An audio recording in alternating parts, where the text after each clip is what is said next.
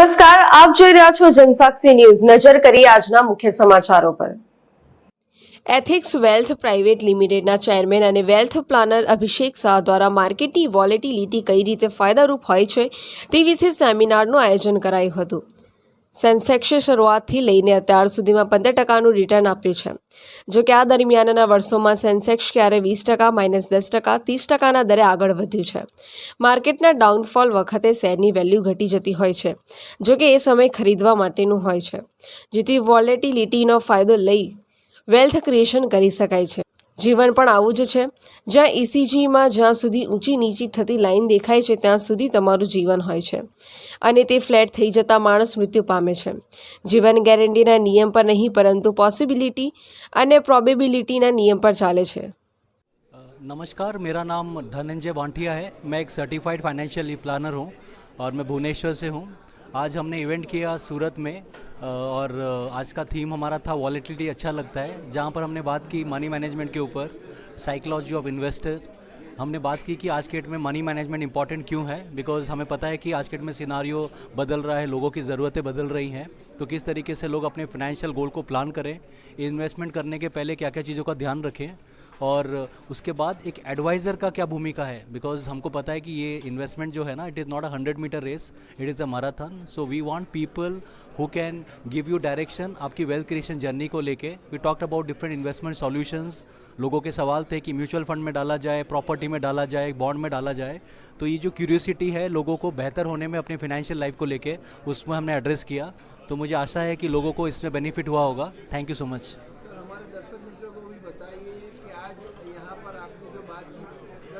क्या करना चाहिए? दर्शकों को सबसे इम्पॉर्टेंट पहले है कि जब भी निवेश करें सबसे पहले गोल के साथ करें, क्योंकि बिना गोल के जो है you don't get a direction right. तो सबसे पहले बिना गोल के निवेश करने से आप शायद वो मंजिल तक नहीं पहुंच पाएँ। दूसरा ये है कि हमेशा निवेश करें अपने करंट सिचुएशन को देख के और अपने करंट कैपेसिटी को देख के। और निवेश करने से सबसे इम्पॉर्टेंट है कि आप जो अपने खर्चे कर रहे हैं ना सर, खर्चे हमें मेंटेन करना बहुत ज़रूरी है, क्योंकि निवेश हमारे हाथ में है। खर्चे कहीं ना कहीं कंट्रोल लोग नहीं कर पा रहे हैं। आज के डेट में मनी मैनेजमेंट में सबसे बड़ा प्रॉब्लम हो रहा है कि लोगों का खर्चे पे कंट्रोल नहीं है। तो मुझे लगता है कि निवेश के पहले खर्चे कंट्रोल करें, और निवेश करते के समय पहले गोल रखें and work with a good advisor. तो ये ज़्यादा इंपॉर्टेंट रहेगा उनके वेल्थ क्रिएशन जर्नी के लिए। आज के टाइम में इतनी वॉलेटिलिटी में लोगों को क्या करना चाहिए? लोगों को इन्वेस्ट करना चाहिए या नहीं करना चाहिए? अब वॉलेटिलिटी तो मार्केट का हिस्सा है। मुझे लगता है कि बिना वॉलेटिलिटी के रिटर्न जनरेट नहीं होता है। इंपॉर्टेंट ये है कि लोग जितना मीडिया से दूर रहें with respect to information in their portfolio. अगर आप न्यूज़ देख के अगर अपने इन्वेस्टमेंट में अप्लाई करेंगे तो हर दिन न्यूज़ का अलग आएगा। कभी ट्रम्प साहब का ये पॉलिसी आएगा, कोई वो आएगा, उससे वेल्थ क्रिएट नहीं होता। Investment is for long term. तो अगर शॉर्ट टर्म न्यूज़ देख के पोर्टफोलियो में अप्लाई करेंगे तो शायद वेल्थ क्रिएट नहीं कर पाएँ। वॉलेटिलिटी तो मार्केट में रहेगा, बट वो आपके पोर्टफोलियो में नहीं आना चाहिए, ये आपको इंश्योर करना है। जो लोग यहाँ पर आपके प्रोग्राम में नहीं आ पाए, उनको क्या मैसेज देना चाहिए? मुझे लगता है कि जो नहीं आ पाए, हो सकता है कुछ कारण हो, वो बिज़ी हो अपने फैमिली अदर कमिटमेंट से। बट मेरा आप सभी से रिक्वेस्ट रहेगा कि अब अगर फ्यूचर में ऐसे तरह के प्रोग्राम हो तो डेफिनेटली आप टाइम निकालिए, बिकॉज आपका फाइनेंशियल लाइफ जो है ना, वो आपके बाकी लाइफ का निर्माण करता है, वो सेंटर में है। तो फाइनेंशियल लाइफ अगर जिसकी अलाइन नहीं है, शायद फ्यूचर में उसके जो गोल्स हैं वो शायद पूरा नहीं कर पाए। तो इस तरीके के सेमिनार को मिस मत कीजिएगा। नेक्स्ट टाइम कभी होता है, do attend with your family. હું Abhishek Shah, founder and CEO of ethics wealth private limited. આજે સુરતમાં અમે એક સેમિનારનું આયોજન કર્યું છે, જેનું નામ છે વોલેટિલિટી अच्छी लगती है। તમને જાણીને સરપ્રાઈઝ થશે કે વોલેટિલિટી अच्छी लगती है આ કેવો સબ્જેક્ટ છે। તો મારો 22 વર્ષનો અનુભવ એવું કહે છે કે જો આપણે સંપત્તિનું સર્જન લાંબા ગાળે કરવું હોય તો વોલેટિલિટીને સમજવી ખૂબ જ જરૂરી છે। વોલેટિલિટી એટલે કે બજારમાં જે ઉતાર ચઢાવ થાય છે એને સમજીને એનો ફાયદો ઉઠાવીને કઈ રીતે આપણે સંપત્તિનું સર્જન કરી શકીએ। કારણ કે જે અસેટ્સ સંપત્તિનું સર્જન કરે છે, દાખલા તરીકે ઇક્વિટી હોય, ગોલ્ડ હોય કે રિયલ એસ્ટેટ્સ હોય, જેના પ્રાઇસ ફ્લક્ચ્યુએટ થાય છે। પ્રાઇસ ફ્લક્ચ્યુએશનનો મિનિંગ છે કે અસેટ્સ વોલેટાઇલ છે। ઘણા બધા લોકો આજે ભારતમાં એફડી જેવા ઇન્સ્ટ્રુમેન્ટ્સમાં લાંબા ગાળાનું રોકાણ પણ કરતા હોય છે। એનું કારણ એ જ હોય છે કે એ લોકો વોલેટિલિટીથી ગભરાઈ જાય છે, અને વોલેટિલિટીથી ગભરાવાથી લાંબા ગાળાનું સંપત્તિનું સર્જન એ લોકો કરી શકતા નથી। અમારા આજના સેમિનારનો ઉદ્દેશ્ય એ જ છે કે અમે રોકાણકારોને માહિતગાર કરીએ કે વોલેટિલિટીને ફ્રેન્ડ બનાવીને, વોલેટિલિટીને સમજીને કઈ રીતે સારી રીતે લાંબા ગાળાનું સંપત્તિ સર્જન આપણે કરી શકાય અને કઈ રીતે કરવું જોઈએ.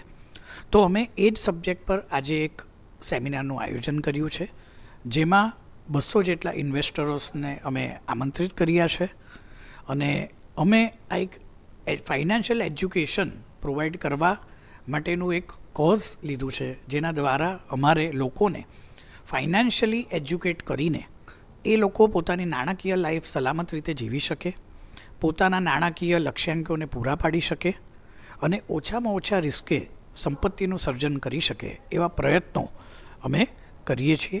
So thank you very much, Abhishek Shah. Vijaybhai, volatility જ્યારે બહુ વધી ગઈ હોય ત્યારે લોકો તમારી ઉપર વિશ્વાસ કેવી રીતે કરે, એ સૌથી મોટો પ્રશ્ન લોકોના મગજમાં હોય છે. હાજી, તમારો પ્રશ્ન સાચો છે. વોલેટિલિટીના સમયમાં જ મેક્સિમમ રોકાણકારો ગભરાઈ જતા હોય છે.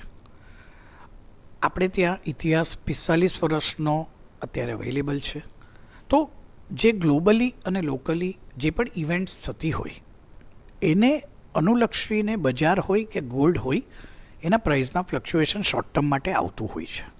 સમજવાની જરૂર એ જ છે કે જ્યારે તમે ઇન્ડિયા જેવી ગ્રોઈંગ ઇકોનોમીમાં એની સ્ટોક્સમાં રોકાણ કરી રહ્યા છો ત્યારે હંમેશા જો તમે લાંબા ગાળાનો વ્યૂ રાખશો તો વોલેટિલિટીથી કોઈ પણ પ્રકારનું તમને નુકસાન નહીં થશે અને એનાથી ગભરાઈને તમે એમાંથી નીકળી નહીં જઈ શકશો.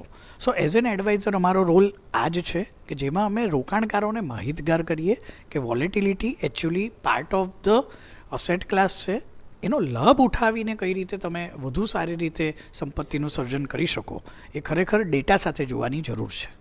આવા સેમિનારોથી લોકોને શું ફાયદો થશે? મારું માનવું એવું છે કે આપણે ઇન્ડિયામાં પૈસા કઈ રીતે કમાવવા એનું જ્ઞાન આપણે આપવામાં આવે છે, પણ એ કમાયેલા પૈસાને કઈ રીતે સારી રીતે મેનેજ કરવું અને કઈ રીતે એક સારી ફાઇનાન્શિયલ લાઈફ ઇન્વેસ્ટમેન્ટ દ્વારા મેળવવી એ કોઈ સ્કૂલ કોલેજોમાં જ્ઞાન આપવામાં આવતું નથી.